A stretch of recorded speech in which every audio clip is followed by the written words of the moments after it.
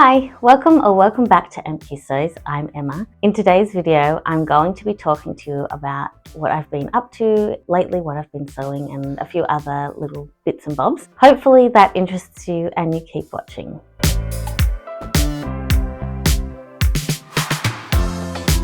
The first thing I want to talk to you about is the new release pattern for the Weekend Sewing Club. It's a top and I have made one.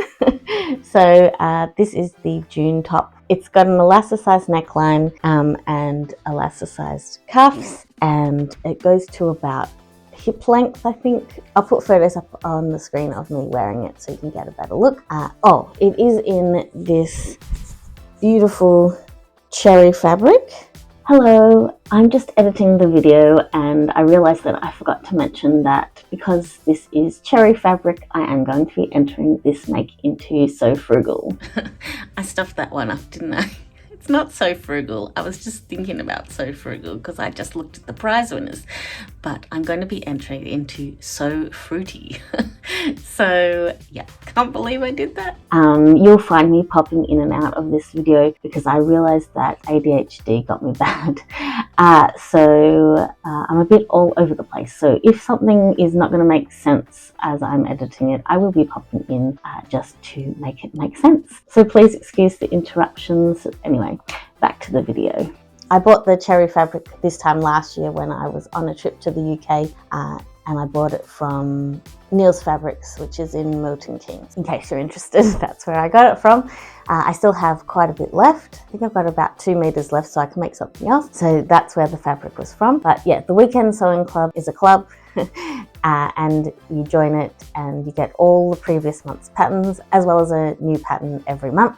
All the details are down in the description below, and I have a discount code, so I'll make sure to put that down in the description below, and it's on the screen right now. Magic! This top's pretty cute.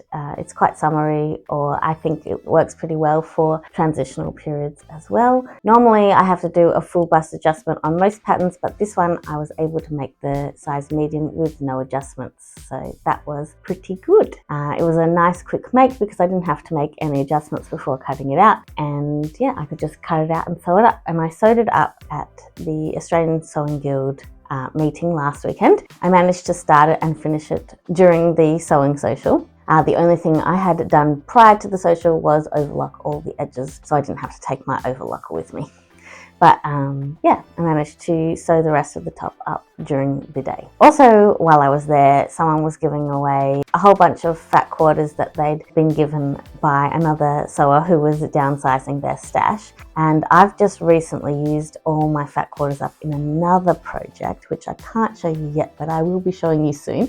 And actually, that's a complete lie. I recorded this video for last week, but then ran out of time to edit it, so you're getting it this week instead. I can share this with you now because the pattern is being released. I'll put all the details up on the screen of what the pattern's name is and everything, but I pattern tested this vest for Wildflower Designs and I really enjoyed making it. I ended up making 4 toiles before making the real vest because I was really worried about cutting into the patchwork fabric because it took quite a bit of time to sew up. But yeah, and I'm really happy with how it turned out. I ended up quilting it straight onto polar fleece fabric and didn't bother with a second fabric for the lining because polar fleece is really nice and cozy, and I'm really pleased with how it came out. Hopefully you've enjoyed seeing photos of me wearing the vest. It was definitely a really fun make and I want to make another one. I think another one of these vests with a matching whole yoke skirt would actually be a really cute look as well. The vest pattern comes in 2 styles, so you can do a classic vest or a quilted vest. I obviously did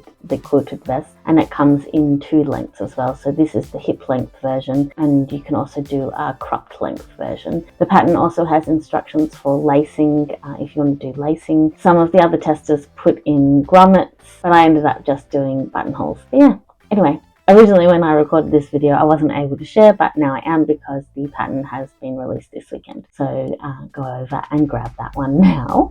I'll leave the details for that pattern down below. Yeah, anyway, so I just used up all my fat quarters, so I did manage to grab an armful of new fat quarters.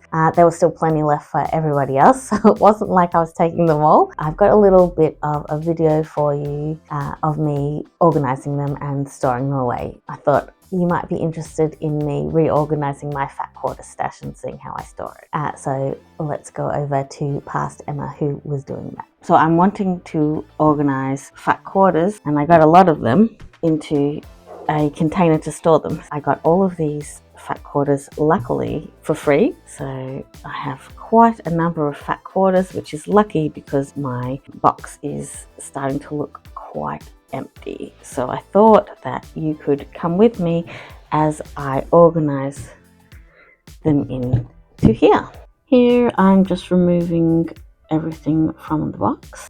I had some larger scraps of jelly roll, and there's some fabric samples in that card there too. Those little rolls were fat 8s, and then those ones that I'm holding up and placing in the box right now are all the fat quarters I had left at all. So yeah, so now I'm putting in the new fat quarters. I decided to sort them by color. Started with the black ones, and then I did white ones, and then I moved on to the pink ones, and you can see I put this one aside because I suspect it might be Liberty and I wanted to check. So you can see that I'm just now working through the florals and trying to decide where they all go. I had one purple, and then I've moved into the reds. Now I've got these greens and blues and yellows, but they're all the same print, so I wanted them to go together. I found a gold and cream one, and then yeah, some more florals that I just decided to put with the other florals, and then I had some yellows,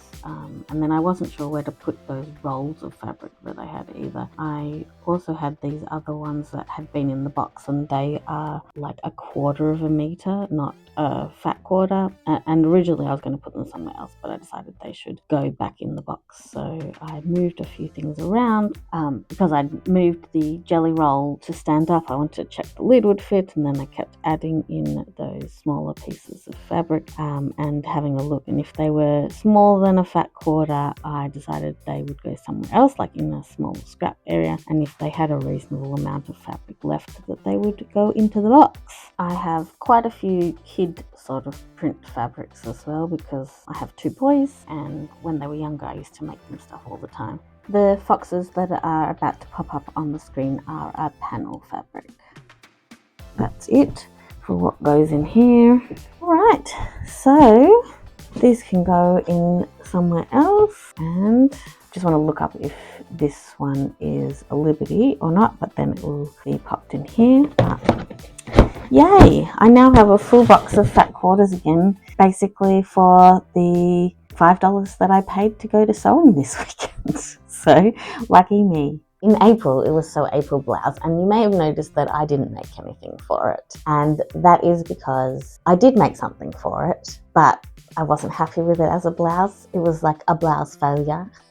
So I originally made the Mabel blouse by Tilly on the Buttons. I made it as a blouse, and I never really felt comfortable in peplum blouses, so this blouse was no different. I thought by cutting the peplum section longer that would compensate for it because it looks quite cropped. That wasn't the case. I still didn't like it, and I had literally just enough fabric to be able to cut another 25-ish centimeters and make it long enough to be able to add it to the bottom, and now I have a really, really pretty dress. And I really, really like it. This is the waist on the Mabel blouse, and I cut it. Oh, you can't see, sorry. I'll hold it up this way so you can see. But you can see that the waist of the dress is here, and then originally I had it cut to here, which was where the blouse finished. That was already about 20 centimeters longer than the peplum in the pattern. So I'd already lengthened that by like about 20 centimeters. And then I had just enough fabric to make it another 25 centimeters longer. And the only way I could do this was by piecing it together. You can see that I've pieced sections together to make it long enough into a dress, but I'm very happy with how this one turned out. So I've got some pictures going up on the screen. So yeah, I turned that blouse fail into a dress. So it was a win project in the end. But yeah, couldn't enter it into Sew April blouse then, could I? Because it wasn't a blouse. So yeah, anyway.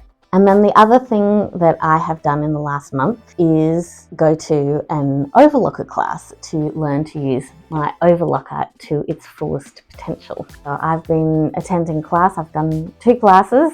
They were all day classes, and I'm really happy with everything that I learned. And I just had the second and last class this week.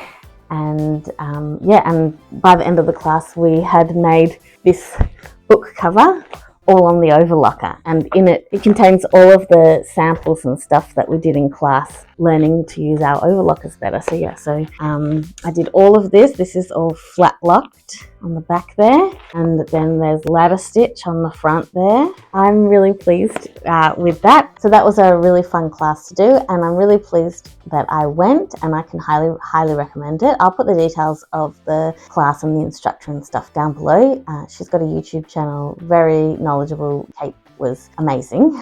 I very much enjoyed spending the couple of days with her that I did, and I definitely learnt a lot. So I'll make sure all her details are listed down in the description below. But yeah, everything that I've made using my overlocker since going to that class has been phenomenally better than before I went to the class. So highly recommend it going to that class. Hopefully this is the last interruption. Just wanted to show you that I've actually hung that workbook on my pegboard there so that it's easily accessible when I'm on my overlocker. I'm going to put some pictures in because I ended up adding some beads to the front. The beads are ones that my grandmother gave me before she passed away, and they've just been sitting in my bead stash, so I thought why not use them, and then I get to see them all the time and remember her. So but yeah, anyway, that's all. But I think that's it. I think that's all I have to tell you today.